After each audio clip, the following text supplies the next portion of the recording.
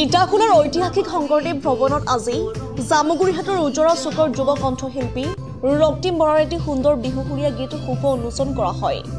শংকৰদেৱ প্ৰেক্ষাগৃহত অনুষ্ঠিত হোৱা এক গাম্ভীৰ্যপূৰ্ণ অনুষ্ঠানত এই বিহুসুৰীয়া গীতৰ শুভ উদ্বোধন কৰে চতিয়া আঞ্চলিক পঞ্চায়তৰ প্ৰাক্তন সভাপতি লক্ষীকান্ত বৰাই। ৰাজ মিউজিকৰ বেনাৰত ৰক্তিম বৰা আৰু অৰুন্ধতী ভানুপ্ৰিয়াৰ কণ্ঠদান কৰা এই বিহুসুৰীয়া গীতৰ কথা আৰু সুৰ ইটাখোলা অঞ্চলৰ জনপ্ৰিয় কণ্ঠশিল্পী সীমান্ত সম্ৰাট সমুদ্ৰ সাগৰৰ, সংগীত শব্দ সংমিশ্ৰণ কুকিল সিংহৰ, বাঁহী কৈলাশ ৰাভাৰ। ৰক্তিম বৰাৰ বিহুসুৰীয়া চুটি চুটিকৈ গীতে শ্ৰোতাৰ মাজত ব্যাপক সঁহাৰি লাভ কৰিব পাৰিব বুলি আশা প্ৰকাশ কৰিছে উন্মোচক আৰু এই গীতত জড়িত কলা কুশলীসকলে। জামুগুৰিহাটৰ পৰা ৰাতুল হাজৰিকাৰ ৰিপৰ্ট, ইছা 24x7। লক্ষীকান্ত বৰাদে সংবৰ্ধনা জনাইছে ৰক্তিম বৰা আৰু সহযোগ কৰিছে চংকুমণি। আৰম্ভণিৰ শুভক্ষণত এটা শুভ ঘটনা লৈ মোৰ অনুজ ভাতৃ সীমান্তই ক'লে যে এনেকৈ কচুত টনাৰ এজন যুৱকে এটা গানত কণ্ঠদান কৰিছে। তেওঁ ইয়াতে এই গানটো ৰিলিজ কৰিবৰ কাৰণে আনুষ্ঠানিকভাৱে এটা অনুষ্ঠান পাতিব খুজিছে। তো যিহেতু সীমান্তই কৈছে আৰু ৰক্তিমেও সকলোৰে মৰমৰ, সকলোৰে পৰিচিত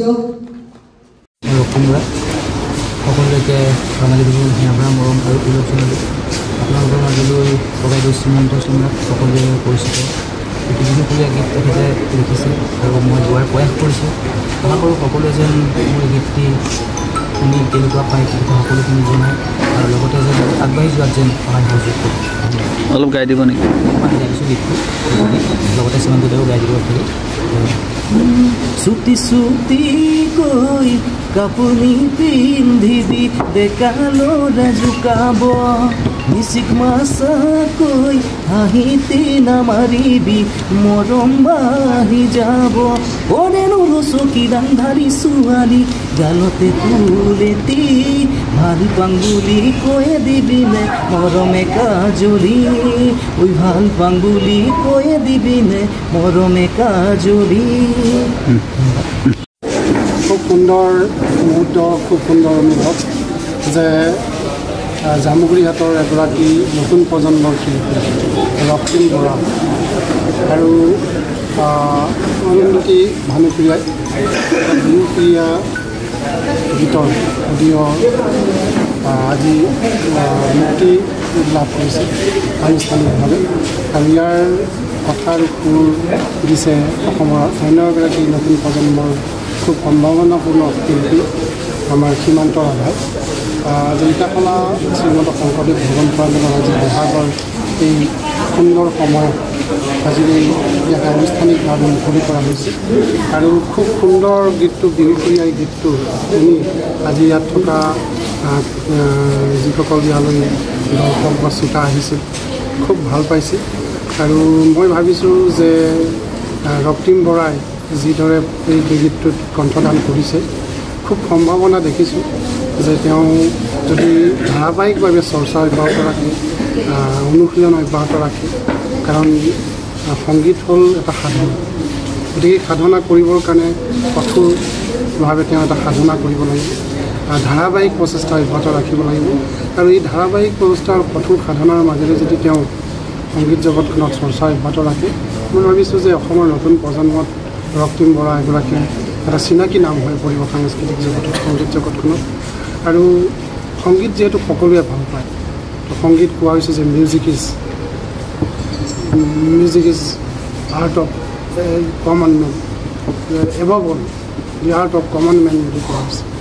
the music is medicine of mind, music is medicine of broken heart বুলি কোৱা হৈছে। যে জীৱনৰ অন্ধকাৰ সময় সংগ্ৰামী জীৱনত এটা জীৱন্ত জোনাক বুলি কোৱা হৈছে সংগীতক।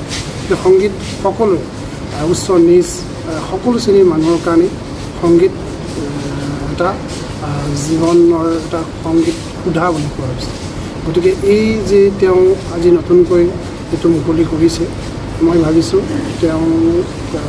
এইটোৰ যে তেওঁৰ সংগীত জগতৰ যি যাত্ৰা আৰম্ভ কৰিছে এটা বৰ্ণিল আৰু স্বৰ্ণিল অধ্যায় সংযোজিত হৈছে আৰু ইটাখোৱাৰ সাংস্কৃতিক জগতখনৰ আমি সকলো সাংস্কৃতিক প্ৰেমী ৰাইজে তেওঁলৈ আশীৰ্বাদ দিছোঁ, অভিনন্দন জনাইছোঁ, শুভেচ্ছা জ্ঞাপন কৰিছোঁ।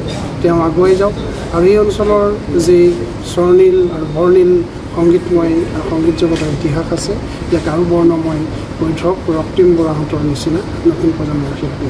মই গানটো সকলো হেৰিখিনি চাই খুব ভাল লাগিছে। এই বঢ়িয়া গীতটোৱে অসমৰ সংগীত প্ৰেমী তথা শ্ৰোতা দৰ্শকে আদৰিব বুলি মোৰ গভীৰ বিশ্বাস হৈছে। ধন্যবাদ।